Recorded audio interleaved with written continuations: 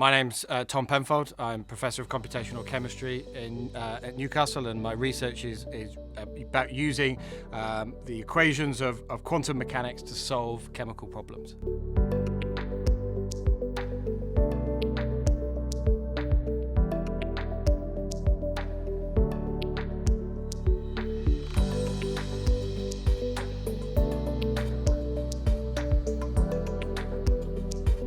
The first word that comes to mind is sulk, because whenever something happens, you're always going to have a bit of a sulk. The other one is opportunity, actually. I don't think I've had an unsuccessful proposal or job application that hasn't ultimately led to some opportunity down the line. I was postdocing in Switzerland. We had 2 children under the age of 2. My contract had 8 months to run, so you're kind of getting into the red zone. I applied for a job. The interview went well. I was really happy. I knew some people there, so I had a bit of insider knowledge. But I was one off. I was classed as first reserve. Of course, no one turned it down. So yeah, that was kind of hard to take at the time. It kind of led me to think about how I should approach things in future, and I think had a big impact moving forward.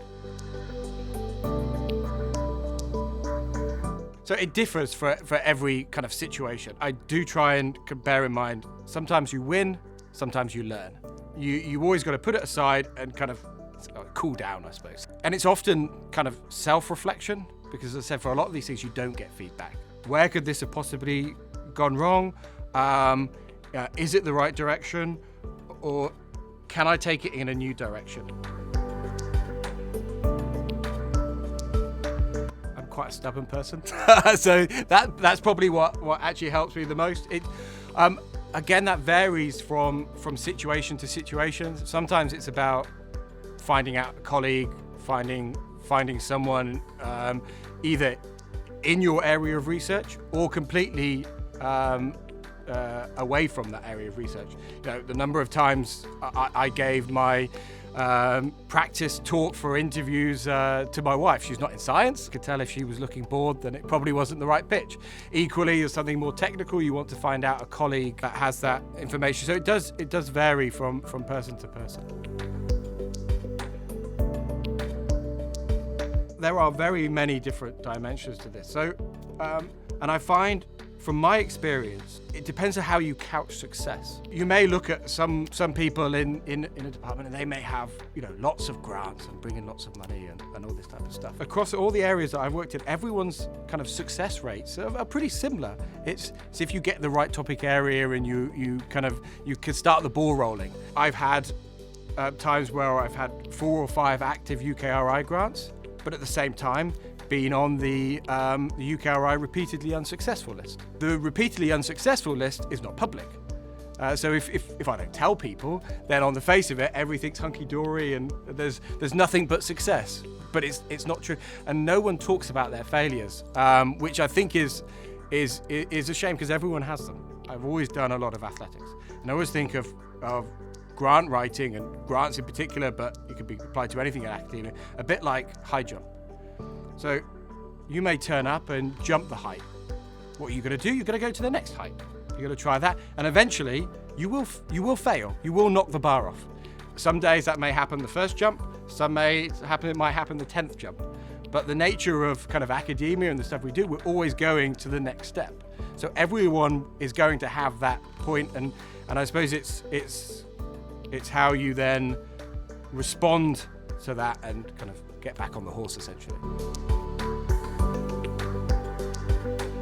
Every grant proposal or job application that I've had, that I've put a lot of investment in, that I've been really invested to and really committed to, that's failed, I've always learned something from it, or something has come out of it. Sometimes that happens immediately. Sometimes it takes 6 months, a year to come to fruition. And it's very easy to kind of just chuck it in the bin and go, you know, another rejection, or the referee's faults again. But as I said, if you take that time, it could be a week, 2 weeks, a month afterwards, then you can always learn something from it yourself. I must admit, I don't think I would have anything that I would immediately go to and do. Have a bit of a sulk. There's no getting around that. When you invest time and effort into something that doesn't come off, yeah, it's annoying, it's disappointing. There's no harm in being frustrated. I applied for my first EPSEC fellowship, wrote the proposal, got it submitted. Referees' comments came back, and the scores were perfect. It was great. So I got to interview. You get lots of advice from lots of people. A lot of it is conflicting, and so here selecting the advice you want to take is important. Anyway, the fellowship wasn't funded. I didn't do a particularly good interview. One of the aspects of it, and more the kind of the impact and outreach part of it, was to really engage with the community. Because that was something that hadn't really been done, especially between people doing theory and people doing experiments.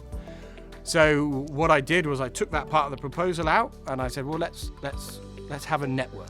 So I wrote a separate proposal about 6 months later, because that part had been seen well, and that part was funded. And then on the back of that, then the community started engaging and getting together, and then it moved on to another grant opportunity that we were able to fund, and then ultimately I wrote a second fellowship application, and that was funded. And one of the strengths of that was the work I'd done in the community engagement.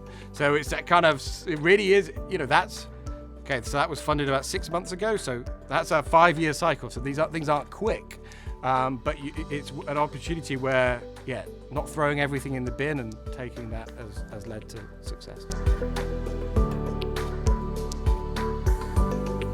I've always thought that people don't talk enough about failures, and especially with grant success rates being 10, maybe 20% if you're generous, that means that the majority of our academic life is getting rejections. If you apply for one grant every year, you should expect to be successful once every 10 years. Right? That's when you say it like that, that should make actually success the rarity. And so we should be much more talking about kind of failures, because they're not failures. Even if it's been unsuccessful, it's led to an opportunity, and it's exploiting those opportunities.